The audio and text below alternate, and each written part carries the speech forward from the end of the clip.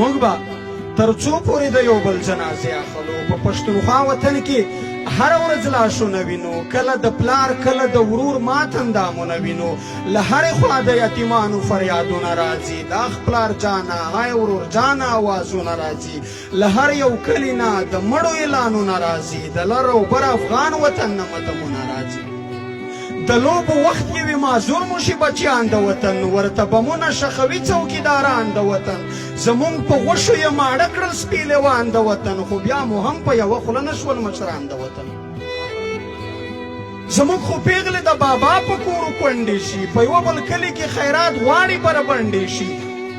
زمونږ خو پیغلې د بابا په کورو کونډې شي په یو بل کلي کې خیرات غواړي بربنډې شي له حیا ډکې پښتنې پیغلې سرتورې شي ځکه اکثر خویندې مو ورارې میندې بورې شي په یو بل کلي په خیرات غوښتو مجبورې شي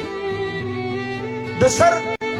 سړی مو شول حلال د جاسوسانو په نوم مشران مو مړه شول د غدارو کافرانو په نوم ځوانان مو ورک شول د غازیانو طالبانو په نوم څوک ترهګر څوک یې کړل مړه د بدماشانو په نوم ځینې ځوانان مو په پنجرو کې په زندان بندي دي د پښتونخوا مې په زرګونو انسانان بندي دي څوک یې ژوندي په امریکا په برطانیا خرڅ کړل تپوس یې وکړئ جنرالانو برملا خرڅ کړل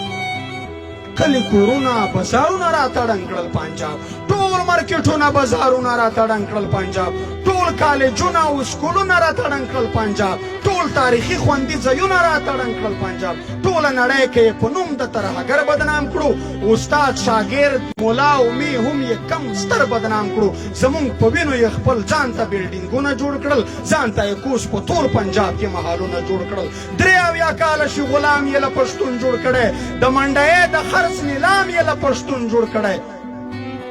مونږ یې بس تش په ملک د نوم په لا اله غلط یو مک پښتانه یې په دشنه سپینه جنډا غلط یو څوک یې په پاک سرزمین څوک یې په ملا غلط یو دغه دوه مخې ریاست موږ په بیا غلط یو خو نور خو بس دی پښتنو ځانونه وپېژنئ